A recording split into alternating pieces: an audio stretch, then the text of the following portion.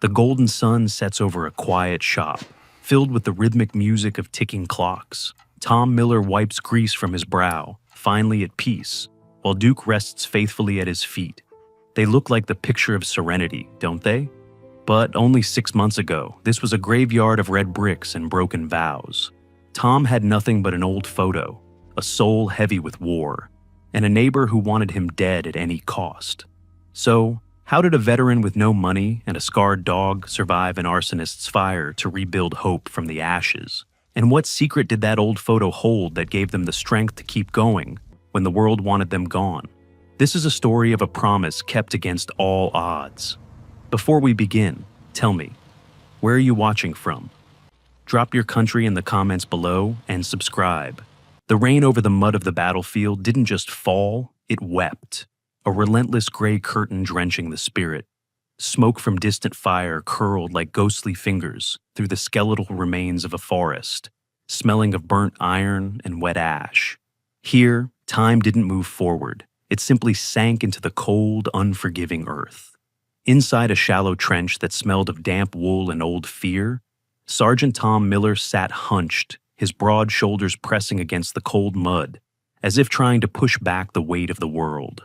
At 45, his hazel hair was already yielding to silver streaks at the temples, and his beard, though trimmed, was frosted with gray, a physical map of a life spent in the shadows of conflict.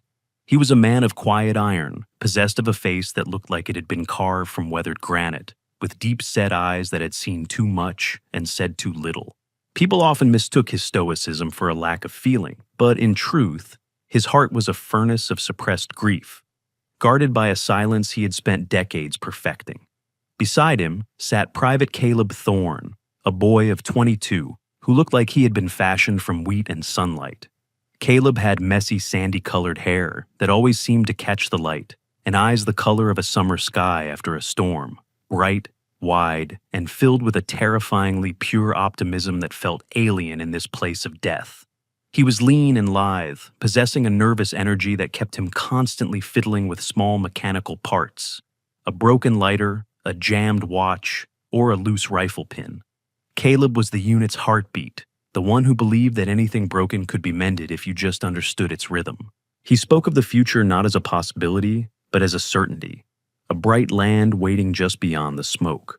The boy reached into his grime-stained jacket and pulled out a faded photograph of a small, red brick house surrounded by overgrown ivy in the Oregon woods. The house looked tired but sturdy, a relic of a simpler time. On the back, in the flickering, dying light of a guttering candle, they both signed their names, Miller and Caleb. They whispered a vow that felt more like a prayer. When the thunder of the guns finally ceased, they would find that house and open a shop to fix the things time had forgotten. Caleb's voice was a soft melody against the rhythmic thud of distant artillery, his hands steady as he described the scent of pine needles and the steady, comforting tick of a clock in a quiet room. Tom watched him, feeling a rare flicker of hope ignite in his own scarred chest, a sensation that perhaps there was a version of himself that wasn't a weapon. He looked at Caleb's youthful face, unlined despite the mud, and felt a protective instinct so fierce it made his breath catch. To Tom, Caleb wasn't just a soldier. He was the keeper of a future Tom didn't believe he deserved. Then the world exploded in a cacophony of white light and screaming steel. The attack was sudden, a chaotic blur of heat and thunder that tore the night into jagged, unrecognizable pieces. In the frantic retreat, Tom felt a heavy weight slam into him, not the impact of a bullet, but the weight of a falling brother. Caleb had collapsed, his sandy hair now matted with dark, wet crimson, but his hands were still pressed tightly over his chest, protecting the pocket where the photograph lay. As Tom dragged him through the freezing mud, his own breath coming in ragged, desperate gasps, he felt the life leaking out of the boy like water through cupped hands. Caleb didn't scream. He only gripped Tom's hand with a strength that defied his fading pulse and whispered a single broken word, "Go." The boy died, not just to save a piece of paper, but to save the dream he knew Tom was too weary to hold on his own. In that moment, Tom felt a part of his soul shatter, a fracture that no amount of time or distance could ever truly weld back together. Years later, Tom stood in a cramped apartment in the heart of a city that screamed with the sound of sirens and neon lights. The air here was heavy with the smell of exhaust and unwashed asphalt, a mechanical beast that never slept and never cared for the ghosts it trampled. Tom felt like a phantom haunting his own life, his hazel eyes clouded by the thousand-yard stare that saw the mud of the past more clearly than the stained walls of the present. He picked up a vintage watch from his workbench, his fingers moving with a precision that was both a gift and a curse. He could fix the gears, he could make the hands move, but he couldn't fix the crushing silence in his own head. Every loud bang of a car backfiring sent his heart into his throat, and every gray morning felt like a funeral shroud. He was 45 now, the silver streaks in his hair more prominent, his face a landscape of deep lines and old shadows. He was a man who had mastered the art of being invisible, carrying the war in the way he walked, heavy, deliberate, and always looking for an exit. Beside him, Duke, the sable German shepherd, stood up and let out a low, grounding whimper. Duke was 5 years old, a powerful animal with a coat the color of charcoal and deep amber eyes that held a wisdom far beyond his years. He carried his own scars, a jagged line across his left flank from a blast that had nearly claimed them both during a later tour, and his presence was the only thing that kept Tom anchored to the earth. Duke didn't just see his master, he felt the internal storms before they even broke. He was a silent sentinel, a creature of fierce loyalty and quiet observation, who understood that Tom's soul was like a clock with a broken mainspring. Duke moved to the window, his ears twitching at the chaotic noise of the city below, then turned back to Tom with an expectant look, his tail giving a single, authoritative thump against the floor. It was a silent command, a reminder of a debt that had been gathering interest for too long. Tom reached into a small wooden box and pulled out the old photograph, its edges frayed and stained with the ghost of Caleb's blood. He flipped it over, his thumb tracing the jagged, faded signatures of Miller and Caleb. The city noise seemed to fade, replaced by the ghost of a boy's voice promising a life of pine trees and ticking clocks. The suffocation he felt wasn't from the smog. It was from the unkept promise that had been festering in his heart for over 2 decades. He realized he had spent years trying to survive the war, but he had never actually come home. He looked at Duke, then back at the image of the red brick house in the Oregon woods. The decision didn't come as a lightning bolt, but as a slow, inevitable rising of the tide. He packed a single suitcase, his mechanical tools, and the old harmonica that Caleb used to play, feeling a strange, terrifying lightness in his chest. He knew the road ahead would be long and the house would likely be a ruin, but for the first time since that muddy trench, he had a direction. He looked at the noisy city one last time, whispered a silent apology to the boy he left behind, and walked toward the door. Duke followed close at his heels, his paws clicking rhythmically on the floor, ready for the long journey toward the healing breath of the forest. The city exhaled a final metallic breath of carbon and cold static as the pre-dawn light struggled to pierce the thick, oily smog.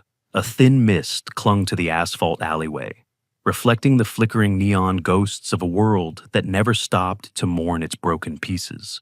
In this gray threshold of morning, the air tasted of wet ash and indifferent machines.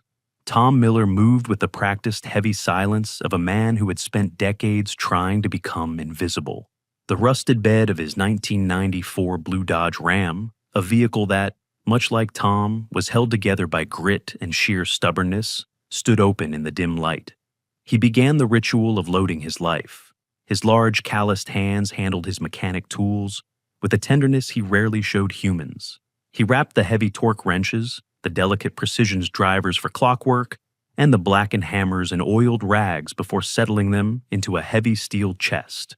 Every clink of metal against metal felt like a word in a language only he understood. His silver-streaked hair was disheveled, and his jaw remained set in a hard, uncompromising line, the deep grooves on his face looking like trenches carved by years of internal weather. He was 45, but in the unforgiving glare of the street lamp, he looked like a man who had lived twice that long. As he was tightening the weathered tarp, a soft, shuffling sound came from the shadows of the apartment porch. Mrs. Gable, his landlady, stood there clutching a frayed wool cardigan to her chest. She was a woman in her late 70s, petite and slightly hunched, with skin that looked like delicate crumpled parchment and hair as white as a mountain cloud. Her eyes remained a kind, observant blue, though they were clouded by the wisdom of having seen too many good men disappear into the city's maw. She was a woman of few words, but profound empathy. The kind who left home-cooked meals at Tom's door during his darkest PTSD episodes without ever knocking. She held out a small tin of peppermint cookies, her hands trembling with the onset of age. Miller took the tin with a curt, respectful nod, his voice a low, gravelly rumble as he thanked her. He didn't look her in the eye. He couldn't bear the weight of her pity. To her, he was the quiet tenant who fixed her pipes for free. To himself, he was a ghost, finally deciding to stop haunting the same hallway. Duke stood by the passenger door, a powerful silhouette of charcoal fur and muscle against the morning fog. The 5-year-old German shepherd's amber eyes were fixed intently on the apartment door, his ears alert and twitching. When Tom whistled for him to jump into the cab, the dog didn't move. He remained rooted to the pavement, letting out a low, guttural huff that vibrated in his chest. Tom called him again, his voice rising with a touch of impatient anxiety. But Duke let out a sharp, authoritative bark that echoed through the narrow alley. The dog walked back to the truck, sniffed the empty seat, and then looked directly at Tom's heavy canvas jacket pocket. Tom reached inside and felt the cold, hard edges of the silver Hohner harmonica. Caleb's harmonica. He had intended to leave it behind, tucked away in a box of things too painful to carry. Duke let out a long, mournful whine and refused to budge, his gaze locking onto Tom's with an almost human stubbornness. The dog knew. He wouldn't let Tom leave the soul of the vow behind. With a heavy sigh that felt like a surrender of his final defense, Tom stepped back and tucked the instrument into the glove compartment. Only then did Duke leap into the seat with a satisfied thump of his tail. The drive out of the city was a slow, agonizing peeling away of layers. The towering glass monoliths gave way to industrial warehouses, then to gray suburban sprawls, and finally to the vast open lungs of the countryside. Tom drove for hours, the hum of the tires on the asphalt a hypnotic drone that masked the static in his brain. They stopped for fuel at a weathered station on the border of the Oregon wilderness. The owner, Elias, was a man who looked like he had been grown from the very soil he stood upon. He was tall and spindly, with limbs like gnarled oak branches and skin tanned to the color of dark leather. He wore grease-stained overalls and a trucker hat, with a frayed brim that shaded eyes as sharp and golden as a hawk's. Elias noticed the veteran plates on the truck and the way Tom's hand shook slightly as he counted out the cash. He didn't ask questions. He simply handed Tom a tattered map of the local backcountry and a heavy iron key he had been holding for years. "The Miller parcel," Elias muttered, his voice sounding like dry leaves skittering across pavement. There was a quiet understanding in his gaze, the look of a man who knew that the mountains either broke a soul or forged it anew. As they crossed the state line, the air changed. The suffocating scent of exhaust was replaced by the sharp, invigorating bite of pine needles and damp earth. The trees here weren't decorative saplings. They were ancient giants, their thick trunks cloaked in emerald moss and their canopies woven into a dense green ceiling that blotted out the sun. The road turned from asphalt to gravel, and then to a winding dirt track that felt more like a dry creek bed. Tom checked the old, sweat-stained map Caleb had kept in his bunk. He remembered the day they had bought this land, a tiny, overlooked parcel of worthless hillside they had purchased with their combined combat pay. At the time, it had been a joke, a way to survive the terror of patrols by dreaming of a place where the only thing that would explode was the morning sun over the ridge. Duke had his head out the window, his ears flapping in the cool wind, his nose twitching frantically as he inhaled the scent of wild elk and rushing water. For the first time in years, the tension in the dog's powerful shoulders seemed to ease. Tom felt it too, a subtle loosening of the iron knot in his chest. They reached the base of a steep incline, where the road finally surrendered to the thick undergrowth. Tom killed the engine, and for a moment, the silence was absolute. It wasn't the dead, hollow silence of a trench, but a living, breathing quietude. He stepped out of the truck, his boots crunching on the dry needles, and looked up. Hidden behind a thick curtain of ancient ivy and skeletal branches stood the red brick house. It was in far worse shape than the old photograph suggested. The roof had partially collapsed, and nature had begun its slow, relentless reclamation of the walls. But as Tom looked at the ruin, he didn't feel despair. He felt the weight of the harmonica in the truck and the warmth of Duke leaning against his leg. He wasn't just a soldier anymore. He was a man who had finally arrived at the starting line of a very long, very quiet war for his own redemption. The forest air was a heavy, emerald dampness that tasted of ancient cedar and rotting leaves. Sunlight struggled to pierce the thick, tangled canopy, casting long, spectral fingers across a carpet of deep moss and ferns. The world here felt suspended in a cathedral of green silence, waiting for a single human heartbeat to break the spell of decades. Tom Miller stood at the very edge of the clearing, his boots sinking into the soft, rain-soaked earth as he gazed at the red brick house. It was a skeletal remains of a dream, a structure that looked more like a natural rock formation than a human dwelling. Thick, gnarled ropes of English ivy had climbed the walls, weaving through the mortar and prying at the window frames like the fingers of a slow-motion giant. The roof had surrendered to the weight of a fallen Douglas fir years ago, leaving a jagged gap that allowed the gray Oregon sky to peer into the living room. Where a front door should have been, there was only a dark, yawning mouth, framed by splintered oak. To any passing traveler, it was a graveyard of ambition, a warning against the hubris of trying to tame the wilderness. But, as Tom stood there, his large hands trembling slightly at his sides, he didn't see the rot or the ruin. He saw the foundation. He saw the geometry of hope that Caleb had described in the mud of the trenches. The red bricks, though moss-covered, were still the color of dried blood and old promises, standing defiant against the encroaching green. Duke suddenly broke the silence, his deep, resonant bark echoing through the trees like a clarion call. He wasn't barking at a predator or a stranger, he was barking at the house itself. The German shepherd circled the perimeter, his tail held high, his nose working frantically at the threshold. He seemed to be trying to wake the sleeping spirit of the place, his paws dancing over the debris with a strange, frantic joy. Duke looked back at Tom, his amber eyes bright with an intelligence that bordered on the supernatural, urging his master to cross the line from the ghost of the past into the reality of the present. Tom took a tentative step forward, his heart hammering against his ribs with a force he hadn't felt since the war. As he reached the porch, the air seemed to shimmer with a sudden, impossible warmth. For a fleeting, heart-stopping second, the ivy seemed to retreat, and the collapsed roof mended itself in a blur of golden light. Tom saw a figure leaning against the porch railing, a young man with sandy hair and a smudge of grease on his cheek. Caleb was there, looking exactly as he had in the photograph, his summer sky eyes crinkling with that familiar, infectious, lopsided grin. He wasn't a phantom of war. He was the guardian of the dream, nodding toward the dark interior as if to say, "What took you so long, Sarge?"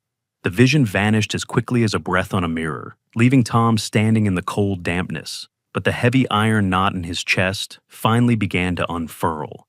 A sharp, metallic click from behind him shattered the stillness.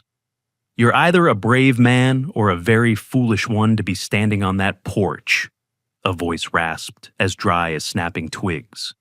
Tom spun around, his hand instinctively reaching for a sidearm that wasn't there, only to find himself staring at a tall, wire-thin woman holding a rusted but well-maintained garden hoe. This was Sarah Finch, the nearest neighbor who lived 2 miles down the ridge.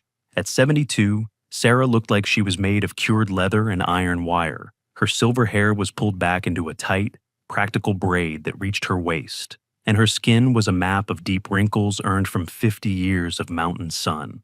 She wore faded blue denim overalls over a flannel shirt, and her eyes were a piercing, judgmental gray that seemed to see right through Tom's weather jacket to the scars beneath.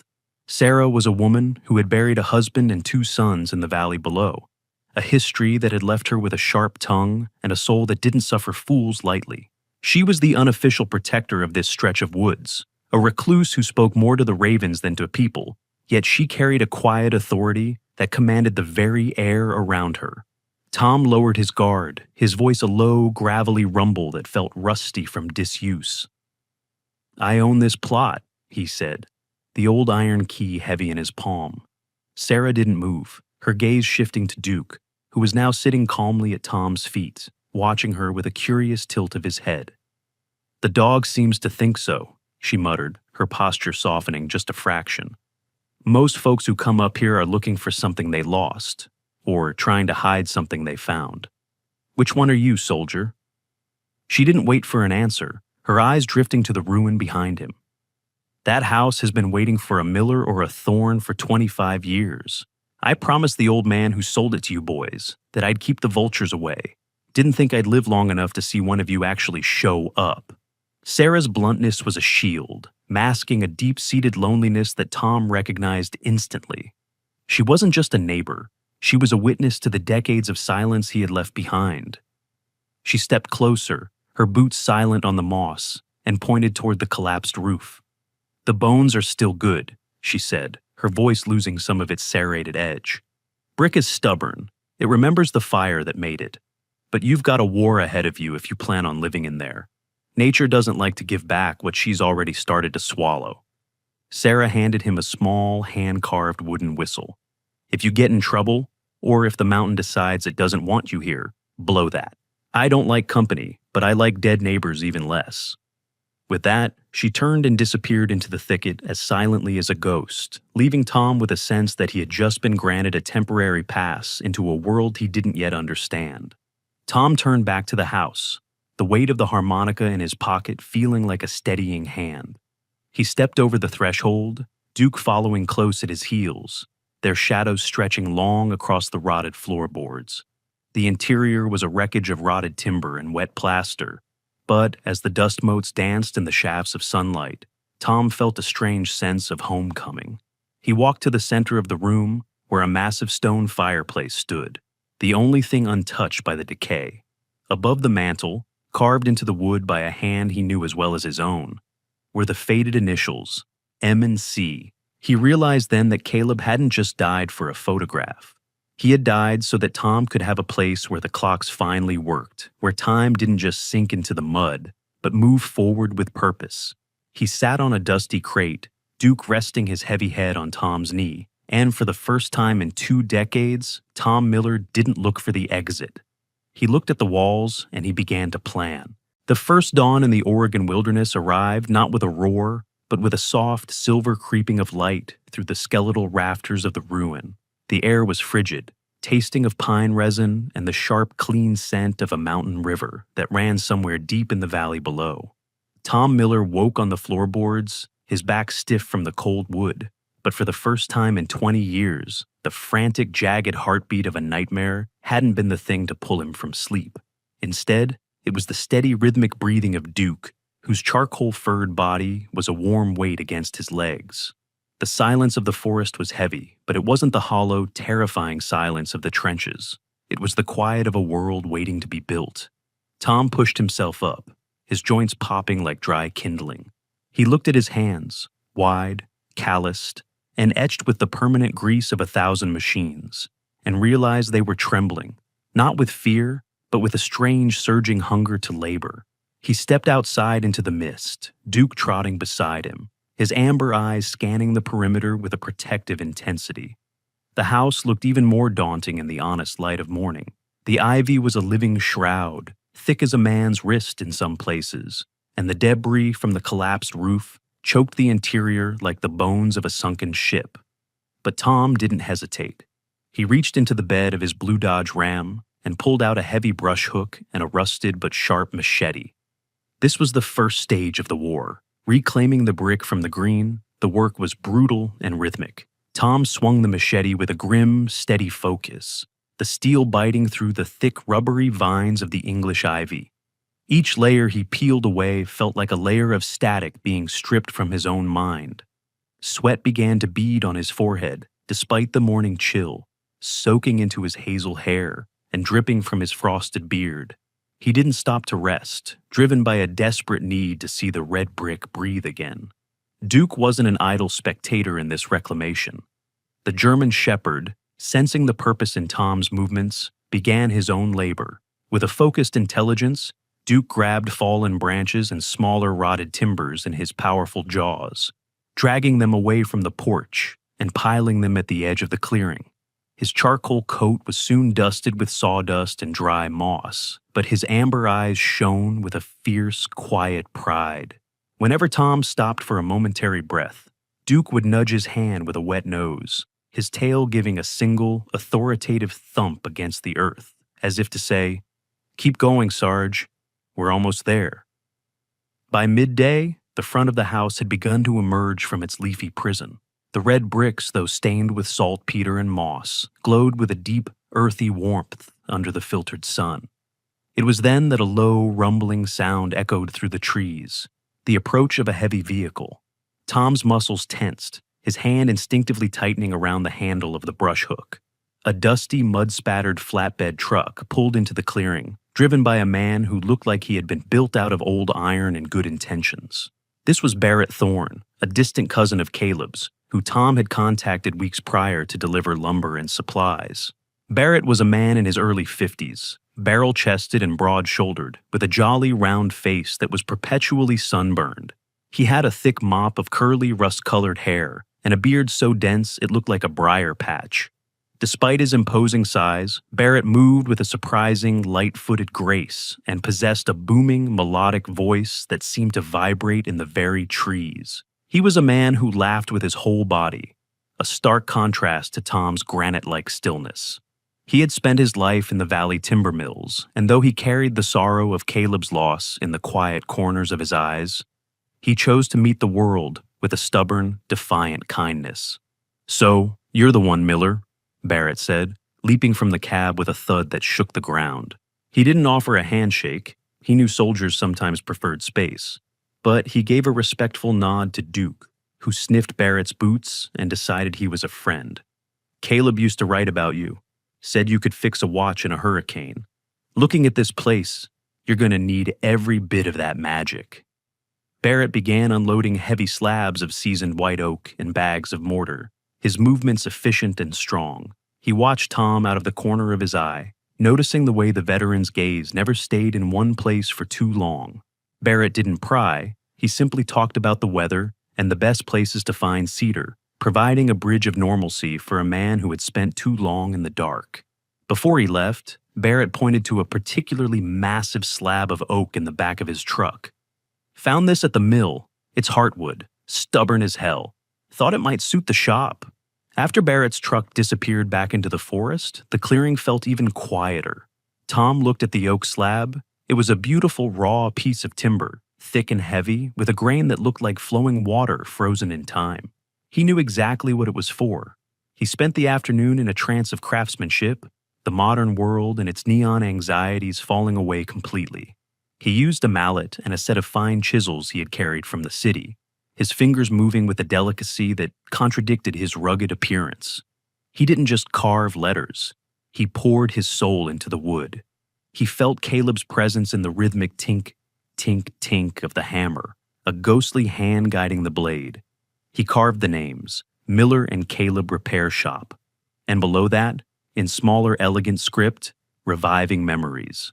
The sun was beginning to dip behind the jagged peaks of the Cascades, painting the sky in bruises of purple and gold, when Tom finally finished. He mixed a dark, rich stain and rubbed it into the wood, watching the grain leap to life.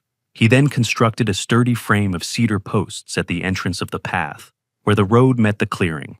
With Duke watching intently, his ears pricked, and his body vibrating with excitement, Tom hoisted the heavy oak sign into place.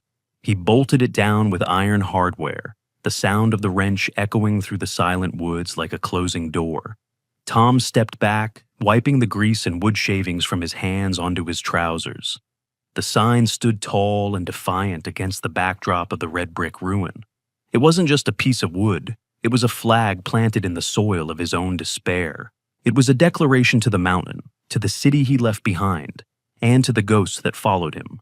"I am still here. We are still here." Duke walked up to the sign, sniffing the fresh scent of the oak and the stain. He let out a single, deep bark of approval, and then sat down directly beneath the names, his head held high, looking out toward the forest like a guardian. Tom felt a strange, unfamiliar warmth in his chest. Not the heat of anger or the fire of war, but the steady, glowing coal of a purpose rediscovered. He looked at the words, Miller and Caleb, and for the first time in 20 years, he didn't feel like a man who had lost his brother. He felt like a man who had brought him home. The first heartbeat of the house didn't come from a chest of flesh and bone, but from a towering casing of ancient scarred oak that stood in the corner of the living room like a sentinel waiting for a war to end. The cleanup of the main hall had been an exhausting, soul-clearing labor, leaving Tom's muscles humming with a dull ache that felt far more honest than the hollow exhaustion of the city. Dust motes danced in the long shafts of afternoon light that pierced the newly cleared windows, illuminating a space that no longer felt like a tomb, but like a sanctuary in mid-exhale. Tom stood before the grandfather clock, his reflection caught in the tarnished brass of the pendulum. A man with hazel eyes that still held the flickers of distant fires, his silver-streaked hair damp with sweat. This clock was the soul of the shop Miller and Caleb had envisioned. It was a massive, late 19th century piece, its face yellowed like old parchment, its hands frozen at a moment, decades deep in the past. To Tom, those frozen hands represented his own life, stuck in a muddy trench, waiting for a movement that never came. Duke sat beside him, his charcoal-colored fur dusted with the remains of spiderwebs and cedar shavings. The German shepherd's ears were pricked, his amber eyes shifting from the clock to Tom's face, sensing the shift in the air. The physical labor of clearing the debris had kept the static in Tom's head at bay. But now, in the stillness of the afternoon, the silence of the forest began to feel heavy. In the city, silence was an impossibility, a vacuum filled with the distant scream of tires and the hum of neon. Here, the silence was a mirror. As Tom reached out to open the glass door of the clock, a sudden sharp crack echoed from the roof, the sound of a settling beam, or perhaps a heavy branch falling. To anyone else, it was a house breathing. To Tom, it was the snap of a sniper's rifle. His breath hitched, his hand freezing on the brass latch. The room began to tilt, the smell of pine resin replaced by the metallic tang of wet ash. His heart raced, a frantic, irregular drumbeat that threatened to drown out the world. Duke didn't bark. He moved with a silent, heavy grace, leaning his entire weight against Tom's thigh, a living anchor in the rising storm of a panic attack. The dog let out a low, grounding huff, his wet nose nudging Tom's shaking hand. The physical contact broke the spell, pulling Tom back from the mud and the dark. He took a long, shuddering breath, his fingers finally finding the latch and swinging the clock door open. The interior smelled of stagnant oil and the ghosts of 1,000 hours. He reached for his roll of watchmaking tools, the fine-tipped tweezers, the precision oils, and the delicate brass picks he had carried from his city apartment.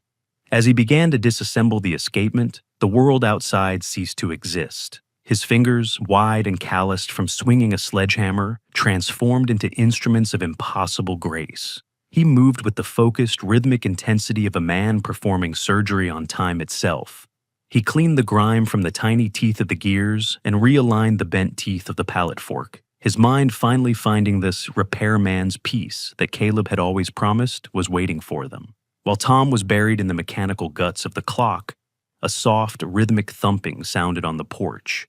A new visitor had arrived, Silas Vance, the valley's unofficial postman and chronicler of lost things. Silas was a man in his late 60s, possessing a frame that looked like a piece of sun-bleached driftwood, long, lean, and surprisingly resilient.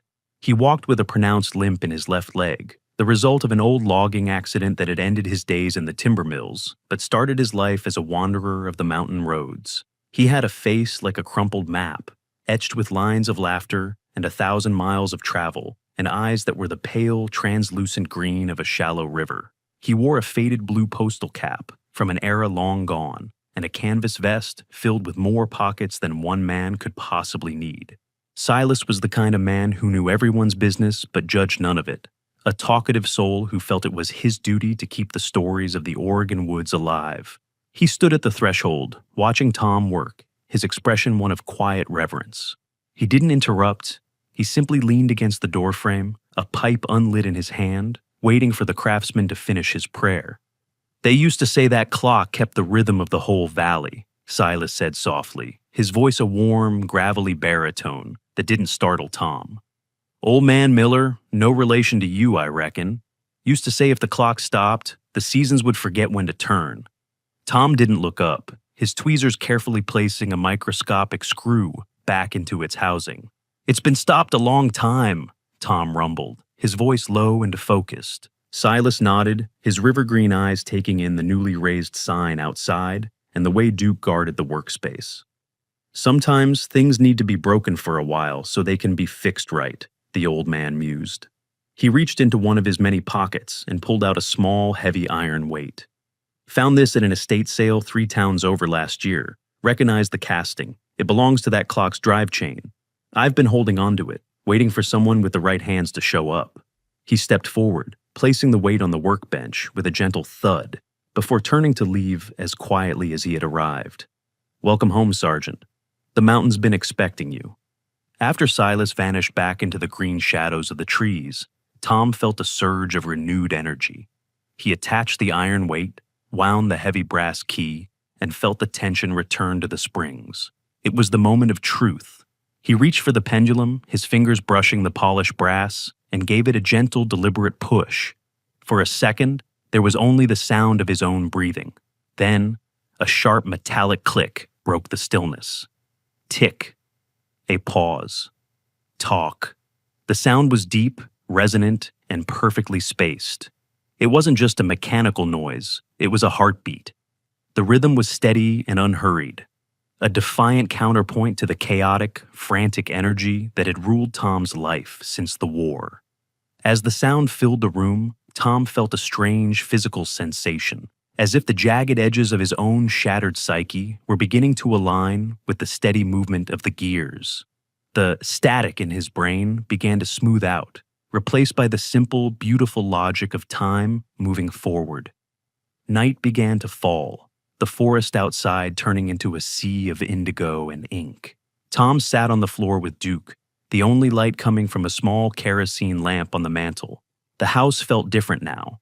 It was no longer a hollow fétiche, ruin, but a living thing, breathing in time with the clock.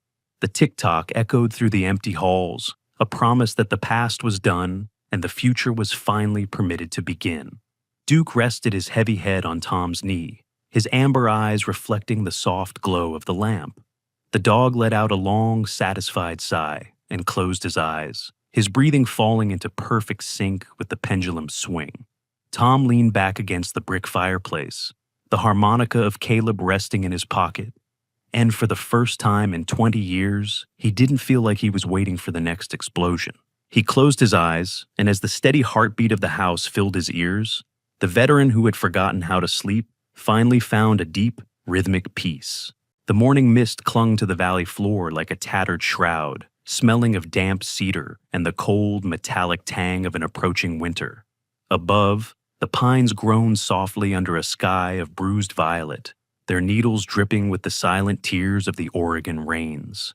The world felt heavy, yet the steady tick of the grandfather clock within the red brick house remained a defiant, golden pulse in the gray news. In the mountain valleys travels not by wire, but by the breath of the wind and the stories of men like Silas Vance, the limping postman. It didn't take long for the rhythm of the house to reach the ears of those who lived on the edge of the world. The first visitor arrived before the dew had even dried on the new oak sign. Harlan Briggs was a man who looked as though he had been assembled from old tractor parts and stubbornness. In his late 60s, Harlan possessed a barrel chest and hands so thick and grease-stained, they resembled blocks of weathered mahogany. He had a shock of unruly white hair that defied his tattered trucker hat, and a face deeply etched with the lines of a man who had fought the soil his entire life, and mostly lost. He walked with the heavy, flat-footed gait of someone whose knees had long since surrendered to the gravity of hard labor. Harlan carried a rusted, heavy generator part in his arms as if it were a wounded child, his eyes filled with a desperate, quiet fatigue. He stood at the threshold of the shop, his gaze shifting from the Miller and Caleb sign to Tom, who sat at the workbench with a jeweler's loupe pressed to his eye. "Vance said you have the touch," Harlan grunted, his voice a gravelly baritone that vibrated with suppressed frustration. He set the mechanical heart of his farm's water pump on the bench with a thud that spoke of 1,000 failed attempts to fix it. Silas Thorne down at the scrapyard told me it was a total core collapse. Said I'd have to buy a new unit for $3,000. But that pump has watered my father's land and my own. It shouldn't just quit. Tom didn't look up immediately. He allowed the silence of the room, punctuated only by the steady tick-tock of the grandfather clock, to settle Harlan's nerves. Duke, sitting like a charcoal statue by the fireplace, watched the newcomer with a keen amber intensity, his tail giving a single, non-threatening thump. Finally, Tom set aside his tweezers and picked up the pump part. His large, scarred hands moved with a delicacy that made Harlan blink in surprise. Within 10 minutes of silent observation and a few precise turns of a wrench, Tom pulled a jagged, blackened pebble from the intake valve, a simple obstruction that had been misdiagnosed as a fatal mechanical failure. "Your core is fine, Mr. Briggs," Tom rumbled, his hazel eyes meeting the farmer's for the first time. "It just couldn't breathe. Give it a clean and a new seal, and it'll run another 20 years. Harlan stared at the tiny stone in Tom's palm, then back at the man who had just saved his livelihood from ruin. The relief that washed over the farmer was so profound it made his hands tremble. He tried to offer Tom a wad of crumpled bills, but Tom simply shook his head, pointing to a small crate of apples in the back of Harlan's truck. An honest repair for an honest meal. That's the Miller way. As Harlan drove away, his truck trailing a cloud of red dust and newfound hope, Tom felt a flicker of something he hadn't experienced in decades, a sense of communal worth. But he also felt a shadow lengthening over the woods, a cold wind that didn't come from the mountains. 3 miles down the ridge sat the Iron Grave, a sprawling, jagged expanse of rusted machinery and skeletal car frames that served as the kingdom of Silas Thorne. If Caleb had been the sunlight of the Thorne family, Silas was the oil-slicked darkness. He was a man in his early 50s who seemed to be made of sharp angles and predatory intent.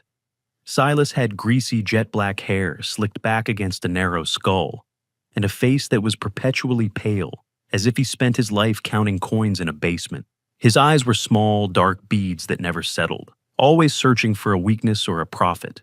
He wore an expensive leather jacket that looked absurd against the backdrop of mud and rust, and his fingernails were always clean, a sign of a man who made others do the dirty work of breaking things down.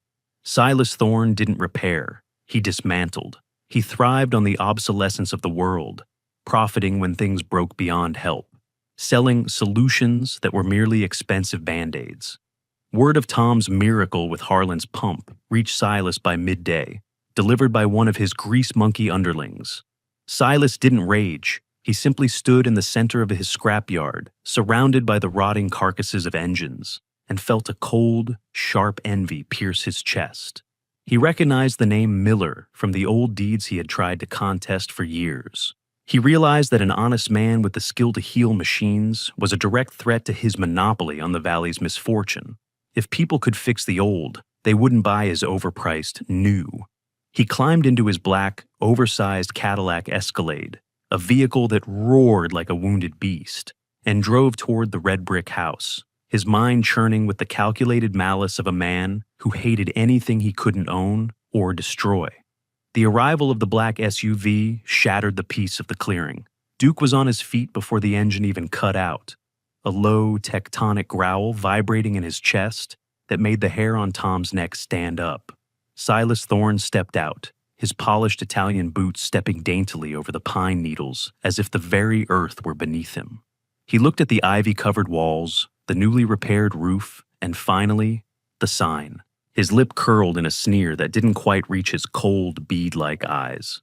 Tom stepped onto the porch, his broad shoulders filling the doorway, his hazel gaze flat and unyielding. The two men stood in a silence that was thick with the history of a brother lost and a promise kept.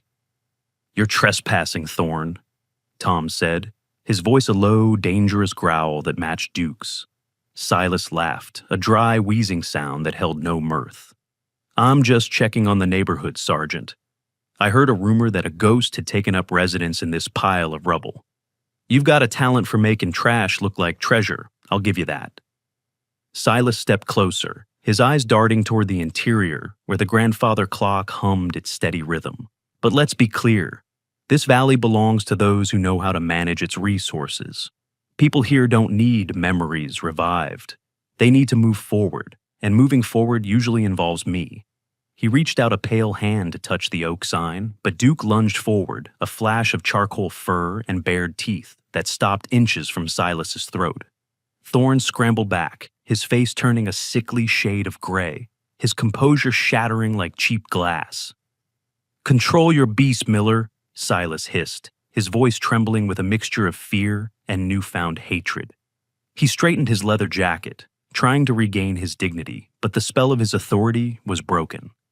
"Enjoy your little hobby while it lasts. But remember, things that are revived usually have a habit of dying again. And in this valley, I'm the one who handles the burials." He climbed back into his black car and sped away, the tires spitting gravel in spite. Tom watched the dust settle, his hand resting on Duke's head, feeling the dog's heart racing against his palm. The forest had become silent again, but the peace felt fragile now, like a clock whose mainspring had been wound too tight. Tom looked at the sign, then at the house, and he knew that the war Caleb died in might have ended, but a new one, fought for the very soul of this mountain, had just begun. The darkness of the Oregon forest was never truly black. It was a shifting tapestry of deep indigos, charcoal shadows, and the silver-gray breath of the mist that crept between the cedars like a persistent ghost. The air grew brittle with the approaching frost, tasting of cold iron and the silent heavy weight of the mountain's judgment. Inside the red brick house, the grandfather clock maintained its steady amber pulse, tick-tock, tick-tock, a rhythmic anchor in a world that felt increasingly fragile. Tom Miller lay on his cot, his eyes wide and fixed on the jagged rafters, his ears tuned to the language of the woods. He knew the difference between the snap of a cold branch and the deliberate muffled crunch of a boot on pine needles. The war had taught him that the most dangerous predators were the ones who didn't growl.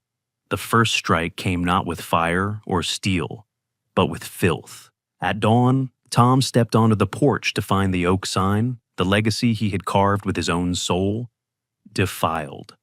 A thick, stinking layer of black engine oil and swamp mud had been hurled across the words, "Miller and Caleb," the dark slime dripping onto the moss like a slow, deliberate insult. Beneath the sign, the dirt track was littered with hundreds of rusted, jagged roofing nails, hidden cunningly under a light dusting of dry needles. It was a coward's trap, designed to puncture the tires of any neighbor who dared to bring their broken things to the man in the red brick house. Tom stood in the freezing morning light, his large hands curled into white-knuckled fists, the hazel of his eyes turning to the hard, flat gray of a storm cloud. The repairman had vanished, replaced by the sergeant who knew exactly how to track and neutralize a threat. Watching from the dense thicket of blackberry bushes at the edge of the clearing was Mac Vane, Silas Thorne's primary enforcer. Mac was a man who seemed to have been constructed out of jagged glass and bad intentions. In his late 30s, he was uncommonly tall and gaunt, with skin the color of wet cement, and a pair of eyes so pale they appeared almost colorless, like frozen mountain pools. He possessed a nervous, twitching energy, his long, tobacco-stained fingers constantly drumming against the hilt of a serrated hunting knife. Mac had been a problem solver for the scrapyard for a decade, a man whose own moral compass had been shattered long ago by a series of small, cruel choices. He didn't hate Tom Miller, he simply didn't believe in the possibility of a peaceful man. To Mac, the world was a collection of things to be broken or bought, and he took a perverse, silent pleasure in seeing the veteran's jaw tighten in fury. Tom's breathing became shallow and rhythmic, a cold, calculated calm settling over him that was more terrifying than rage. He didn't clean the sign, he didn't pick up the nails. Instead, he walked back into the house and reached for the heavy steel trunk beneath his cot. He began to check the weight of a heavy iron pry bar, his mind already mapping the route to the iron grave. He could see it clearly. The snap of a collarbone, the smash of a headlight, the silent, efficient destruction of Silas Thorne's empire, the static in his brain which had been soothed by the ticking clock, now roared back like a flash flood. He was back in the mud, back in the heat, back in a world where the only solution was to strike first and strike harder. He was ready to become the monster Silas claimed he was, just to stop the itching in his soul. Duke sensed the change instantly. The German shepherd stood by the door, his charcoal coat bristling, but he didn't growl. Instead, he watched Tom with a deep, sorrowful amber gaze that seemed to pierce through the armor of the veteran's trauma. As Tom moved toward the door, his face a mask of granite-like hostility, Duke didn't move aside. He planted his powerful chest firmly in Tom's path and let out a low, vibrating whine. When Tom tried to push past, Duke turned and sprinted toward the glove compartment of the truck parked nearby. Within seconds, the dog returned, holding the silver Hohner harmonica in his mouth. He didn't drop it. He stood there, the moonlight catching the tarnished metal, offering the only piece of Caleb that remained. It was a silent, desperate plea. Don't let the war win. Don't let the peace we found break. Tom froze, his hand still gripping the heavy iron bar. The sight of the harmonica, the instrument that had played melodies of pine trees and ticking clocks in the darkest trenches, acted like a bucket of ice water. The image of Caleb's lopsided grin flashed before his eyes. Not the Caleb with the bloody hair, but the Caleb who believed that any broken thing could be mended. Tom's knees suddenly felt weak, the weight of the iron bar becoming unbearable. He dropped the metal with a hollow clang and slumped against the porch railing, his head in his hands. The silence of the forest rushed back in, but this time it was accompanied by a soft, trembling sound. Tom reached out, took the harmonica from Duke's mouth, and brought it to his lips. The first note was shaky, a long, mournful wail that echoed through the pines like the cry of a lone wolf. But as Tom continued to play, the melody began to find its rhythm. It was a song of the high Cascades, a tune Caleb used to play to drown out the sound of distant artillery. The music was raw, soulful, and filled with a quiet, defiant beauty. It drifted across the clearing, past the mud-stained sign and the scattered nails, reaching into the thicket where Mac Vane stood hidden. The enforcer froze, the colorless eyes widening in confusion. He was prepared for a fight, for fire, for a man with a gun. He was not prepared for the haunting celestial sound of a soul choosing peace over vengeance. The music didn't just fill the air, it seemed to cleanse it, turning the act of vandalism into a petty, meaningless gesture in the face of such profound grace. By the time the last note faded into the mist, the static in Tom's head had vanished. He looked at Duke, who was sitting calmly at his feet, his tail giving a single, satisfied thump. Tom realized that Silas Thorne didn't want to fight. He wanted to pull Tom back into the mud, to prove that the war had never really ended. Violence was exactly what Silas expected, and tonight, Tom refused to give it to him. He spent the rest of the night under the pale moon, not with a weapon, but with a bucket of warm water and a brush. He cleaned every inch of the oak sign until the names Miller and Caleb shone once more. He spent hours on his knees, picking up every single nail from the dirt, his large fingers moving with the same precision he used for the gears of a clock. When the sun finally began to peek over the ridges, the clearing was clean, the sign was proud, and Tom Miller was still a man of peace. The shards of the night remained, but the foundation of the house, and the man, stood stronger than ever. The sky over the Oregon wilderness turned the color of a fresh bruise, a heavy violet-black expanse that seemed to press down on the very tips of the ancient pines. Thunder didn't just roll, it shook the marrow of the mountains, a subterranean growl that felt like the earth itself was cracking open. The rain arrived in a horizontal sheet, a cold, stinging deluge that turned the forest floor into a chaotic river of needles and mud. Inside the red brick house, the grandfather clock's steady tick-tock was nearly swallowed by the roar of the wind, yet it remained a stubborn, rhythmic pulse against the gathering storm. Tom Miller stood by the window, his large hands resting on the sill, feeling the vibration of the thunder in his bones. Beside him, Duke stood alert, his charcoal fur bristling and his amber eyes fixed on the dark curtain of trees.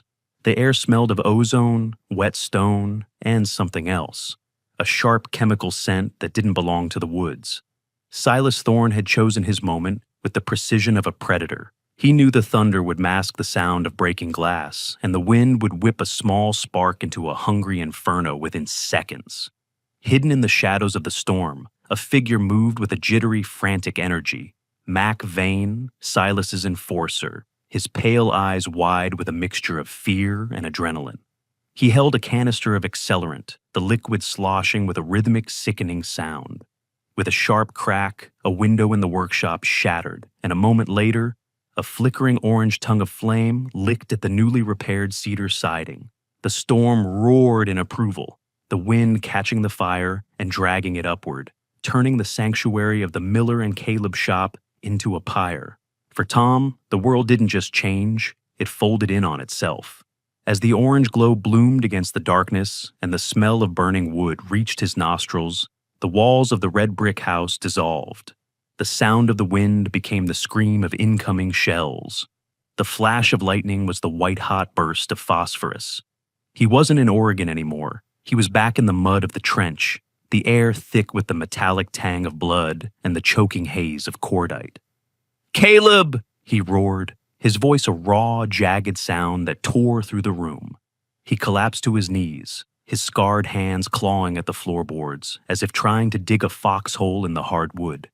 His eyes were wide, but saw only the ghosts of the past, the sandy hair matted with red, the summer sky eyes fading into the gray. He was trapped in the thousand-yard stare, a prisoner of a memory that refused to let him go. Duke didn't hesitate. He saw the fire, and he saw the man he loved descending into a darkness that no medicine could reach.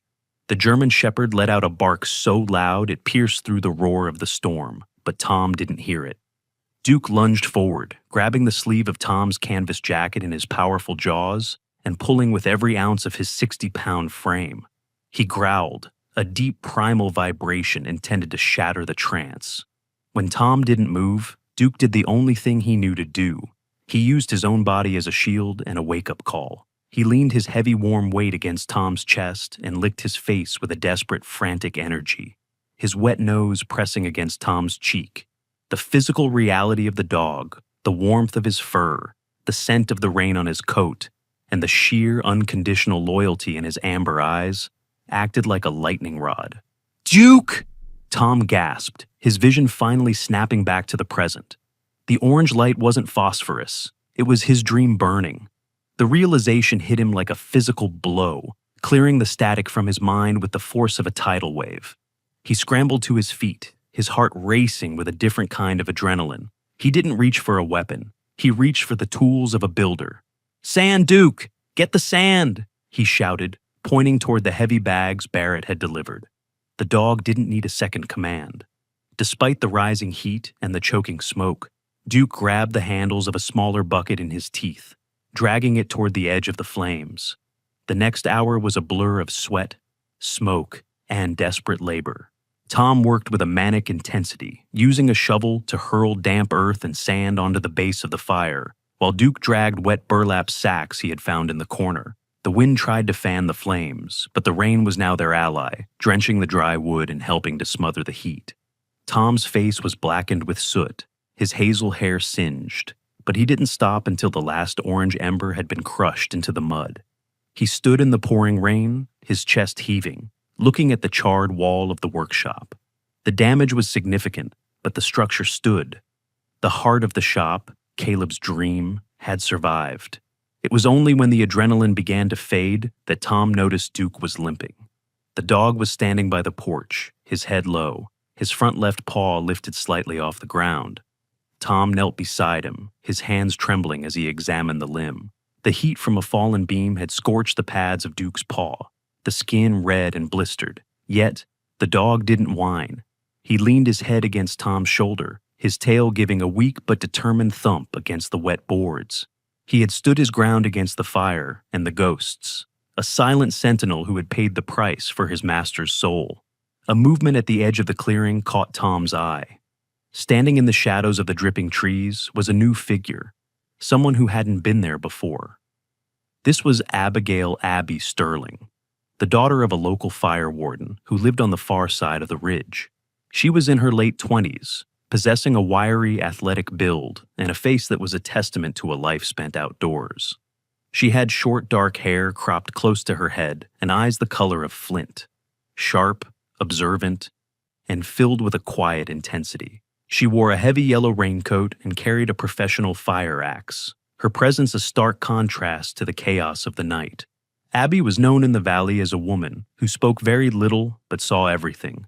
She had seen the glow from her lookout tower and had raced across the ridge on her dirt bike to help. "I saw the flare," Abby said, her voice a low, steady alto that held no judgment. She stepped into the light of the porch, her eyes moving from the charred wall to Tom's blackened face, and finally to Duke's injured paw. She didn't ask who had done it. The scent of accelerant lingering in the air told her everything she needed to know. She reached into her medical kit and pulled out a soothing salve and a clean bandage. "You fought well, Miller, but you've got enemies who don't care about the rules of the mountain." She knelt beside Duke, her movements deft and gentle as she dressed the burn. The dog watched her with a wary but accepting gaze, sensing the competence in her hands. Tom looked at the Miller and Caleb sign, which was partially scorched but still legible in the moonlight. The attack had been meant to break him, to prove that he was a man of war who brought only destruction. But as he looked at Duke, now bandaged and resting, and at Abby, a stranger who had come to stand with him in the dark, he realized that Silas had failed. The fire hadn't destroyed the dream, it had forged it into something stronger. He touched the silver harmonica in his pocket, its cold metal a reminder of the peace he had promised to protect. The storm was passing, the thunder moving off toward the horizon like a defeated army. But Tom knew this was only the beginning of the real fight. He wasn't just repairing a house anymore, he was defending a home. The dawn that followed the fire was a cold, clarifying gray, the mist clinging to the scorched cedar like a bandage over a fresh wound. The air was thick with the scent of damp charcoal and the sharp, revitalizing bite of the mountain air, as if the forest itself were trying to purge the stench of Silas Thorne's malice. Inside the red brick house, Tom Miller sat at the kitchen table, his large hands wrapped around a mug of black coffee, his eyes fixed on the charred remains of the workshop, visible through the window. He was exhausted, his hazel hair dusted with ash, and his face etched with new lines of weariness, but the static in his brain had finally gone silent. Beside him, Duke lay on a bed of fresh cedar shavings, his bandaged paw resting gingerly on the floor. The German shepherd's amber eyes remained alert, watching the path as if expecting the mountain to deliver its final verdict. The peace of the clearing felt fragile, a thin glass bell that any sudden noise could shatter. But Tom no longer felt like a man waiting for an explosion. He felt like a man who had finally stood his ground. The sound of multiple engines rumbling up the gravel track broke the morning stillness. Tom's muscles tensed, his hand instinctively reaching for the heavy wrench on the table, but Duke didn't growl. Instead, the dog's tail gave a slow, rhythmic thump against the floor. A convoy of battered trucks and mud-spattered flatbeds pulled into the clearing, led by Barrett Thorne's timber truck and Clara Whitlock's general store van. From the vehicles emerged a small army of the valley's laborers, Harlan Briggs, Sarah Finch, and dozens of others Tom had helped in the small, quiet moments of the previous weeks. At the head of this procession was Franklin Grizz Moore, a man who looked like he had been hewn from the very granite of the Oregon peaks. Grizz was a retired blacksmith and millwright in his late 60s, possessing a massive barrel-chested frame and shoulders that seemed wide enough to hold up the sky. He had a magnificent wild beard, the color of storm clouds, and eyes that were a deep, piercing obsidian, filled with the quiet authority of a man who had spent 40 years mastering fire and steel. Grizz walked with a slight rolling gait, his hands, huge, scarred, and powerful, carrying a heavy chest of specialized forging tools. He was a man of few words, but when he spoke, the very air seemed to vibrate with the weight of his integrity. "We heard the mountain had a fever last night," Grizz rumbled, his voice a tectonic bass that seemed to settle the nerves of everyone in the clearing. He stepped onto the porch, his obsidian eyes taking in the charred wall and then Tom's singed hair. He didn't offer a handshake. He simply set his toolkit down with a heavy, purposeful thud. "Silas Thorne thinks he can burn the future to protect his pile of rust. He's forgotten that a house built on a promise is harder to tip over than a man built on greed." Behind him, The community began to move with a coordinated, silent efficiency. Barrett and his crew unloaded fresh, aromatic cedar planks and heavy oak beams, while Clara set up a makeshift kitchen on the tailgates of the trucks, serving hot coffee and the venison stew she had prepared. Sarah Finch moved through the debris like a silver-haired phantom, her sharp gray eyes spotting the melted canister Mac Vane had dropped in his frantic escape. A piece of evidence that Abby Sterling, the fire warden, was already documenting with a grim professional focus. The labor was a symphony of reconstruction. There were no orders given, only the intuitive understanding of people who worked with their hands. Tom found himself in the center of it, his mechanical precision merging with the raw strength of the Valley men. They stripped away the blackened wood, the rhythmic thwack of axes and the whine of saws replacing the chaotic roar of the storm. Grizz worked at a portable forge he had set up in the clearing, his heavy hammer singing against the anvil as he forged new iron brackets and hinges to replace those the fire had warped.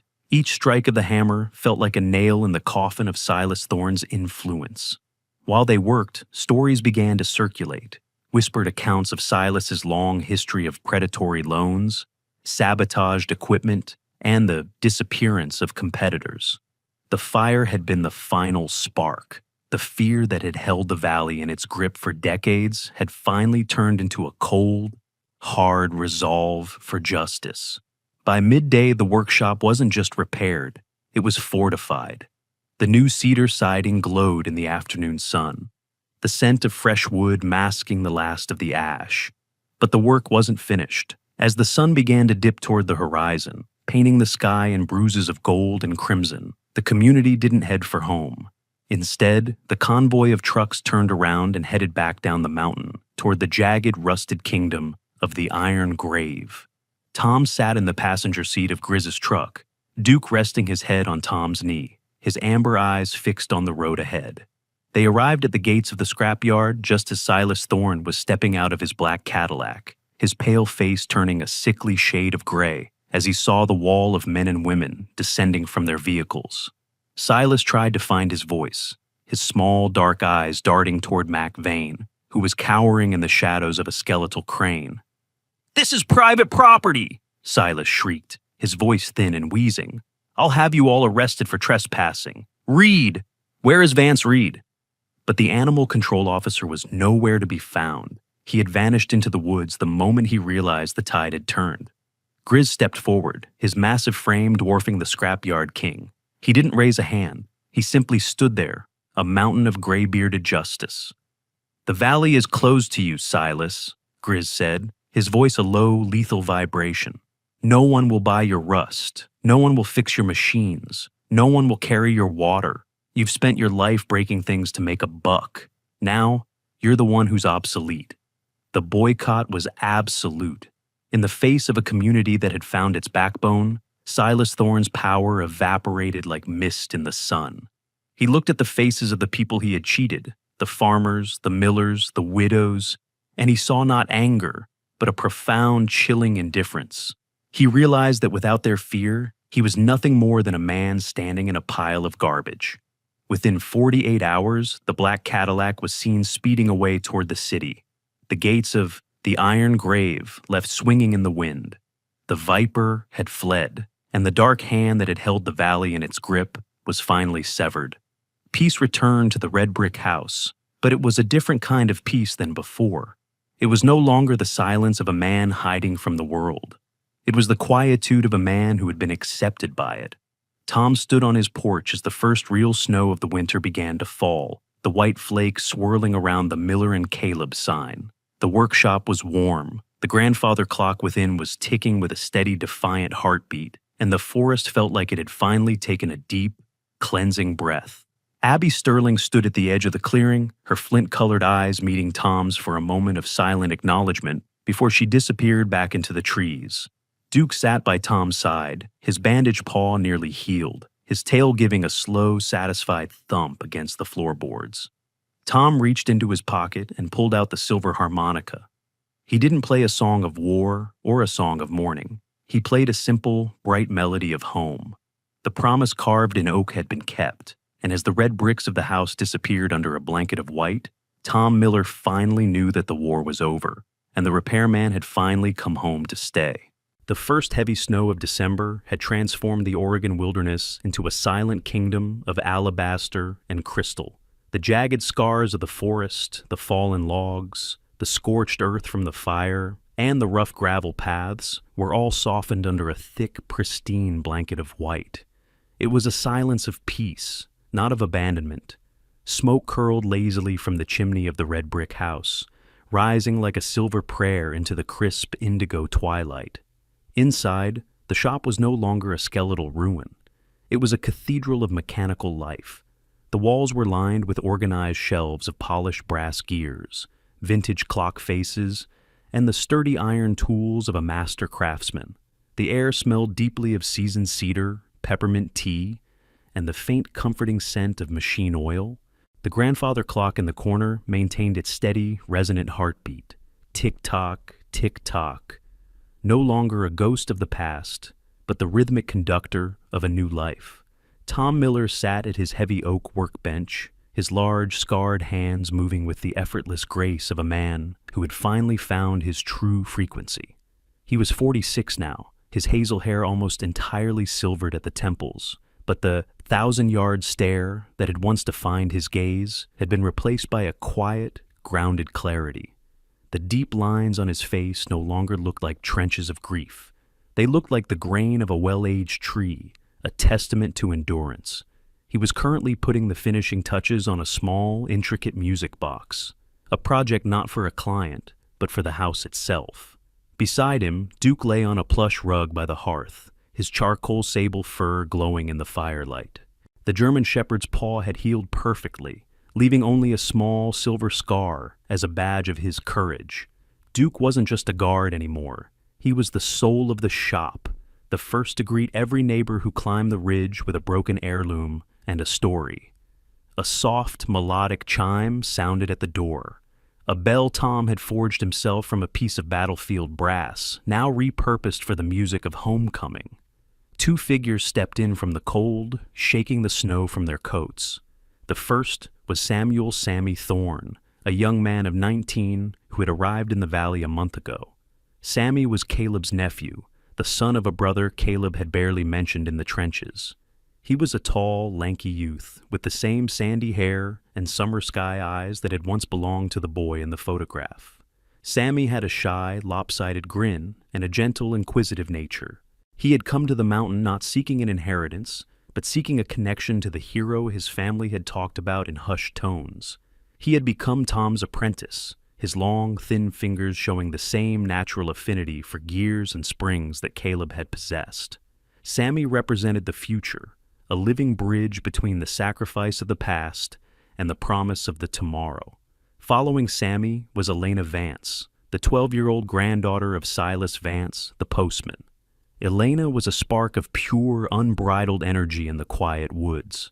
She had wild, dark curls that refused to be tamed by her wool hat, and skin the color of polished mahogany. Her eyes were a vibrant, mischievous green, and she carried a battered, old-fashioned camera around her neck like a sacred relic. Elena had become the shop's unofficial chronicler, taking photographs of every restored item and the people who brought them. She was a child of the new valley, a valley no longer ruled by the fear of the iron grave, but by the stories of the red brick house. Elena moved through the shop with a light-footed curiosity, her presence bringing a sense of playfulness that had been absent from Tom's life for over 2 decades. "Mr. Miller, look," Elena chirped, holding up a developed photograph of the Miller and Caleb sign covered in hoarfrost. "It looks like it's glowing." Tom looked at the photo and then at the girl, a rare, genuine smile touching his lips. "It's the light, Elena. It always finds a way to show through when the wood is good." He handed Sammy a small silver gear. "Take your time with the escapement, Sammy. Remember what I told you. You don't force the time. You listen to it. If it's resisting, it's because it's not ready to move forward yet." The boy nodded, his sky-blue eyes focused and respectful, as he sat at the secondary bench Tom had built for him. Watching the two of them, Tom felt a profound sense of closure. The dream hadn't just been rebuilt, it had been multiplied. As the sun dipped behind the jagged peaks, painting the snow in shades of violet and rose, Tom decided the work for the day was done. He whistled softly, and Duke was on his feet instantly, his tail giving a happy, authoritative thump. Tom pulled his heavy canvas jacket from the peg, the same jacket that had once smelled of smoke and rain, now smelling of cedar and home. He stepped out onto the porch, the freezing air feeling invigorating rather than biting. He sat on the bench he had built beneath the carved oak sign, Duke resting his heavy head on Tom's knee. The valley below was dotted with the warm, amber lights of the farmhouses, each one a testament to a community that had reclaimed its own soul. Tom reached into his pocket and pulled out the silver Honor harmonica. He looked at the tarnished metal, the signatures of Miller and Caleb still etched in his mind, even if the ink had faded from the photograph long ago. He didn't feel the weight of the war anymore. He didn't feel the suffocation of the city. He felt like the gatekeeper of a sacred history, the man who held the keys to the memories of this land. He brought the instrument to his lips and began to play. The melody was "The Star's Will," the song Caleb had hummed in the mud, but now it was played with a strength and a clarity that echoed across the ridges. The notes were bright and soaring, a triumphant song that celebrated growth, redemption, and the unbreakable bond between those who stay and those who are remembered. The music drifted through the trees, reaching the ears of Sarah Finch in her cabin and Barrett Thorne at the mill. It reached Abby Sterling in her watchtower and Clara Whitlock in her store. They all stopped for a moment, listening to the song of the man and his dog. On the porch, Tom closed his eyes, his hand rhythmically stroking Duke's head. He could almost feel a hand on his shoulder, a light, sandy-haired presence that smelled of sunlight and pine needles. The final vow had been kept. The broken things had been mended. As the last note of the harmonica faded into the starlit sky, Tom Miller finally drew a breath that was entirely his own. He wasn't just a survivor anymore. He was home. The journey of Tom and Duke is more than just a tale of restoring an old house. It is a profound testament to the resilience of the human spirit and the sacred power of a promise kept. From the muddy, shadow-filled trenches of a forgotten war to the snow-capped, sun-drenched peaks of Oregon, we have witnessed a weary warrior move from the darkness of isolation into the light of a community. Through the quiet, unwavering loyalty of a dog and the simple act of repairing what was broken, Tom Miller proved that no soul is too shattered to be mended, and no dream is too old to be revived. In our daily lives, we all face our own ruins, the regrets, the losses, and the heavy silences that weigh us down. But, as Tom discovered, healing doesn't require a lightning bolt. It requires the steady tick of a clock, the courage to pick up a tool, and the willingness to let others in. This story reminds us that we are never truly alone when we choose to act with kindness and integrity. Perhaps the greatest miracles aren't found in grand spectacles, but in the small, quiet ways God guides us back to ourselves. Sometimes a miracle looks like a cold nose against a shaking hand, or a neighbor holding a key to a door we thought was locked forever. It is a reminder that there is a divine rhythm to our lives, a heartbeat of grace that persists even when we feel forgotten. If Tom and Duke's journey touched your heart today, please subscribe to our channel and share this video with someone who might be struggling to find their way home. Your support helps us keep these stories of hope alive. Comment "Truth and Healing" below to let us know you're with us. We would love to hear your own stories of courage or a simple prayer for those in need.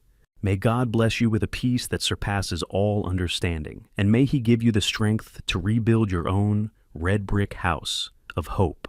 Until we meet again, stay blessed and keep your heart open to the miracles around you.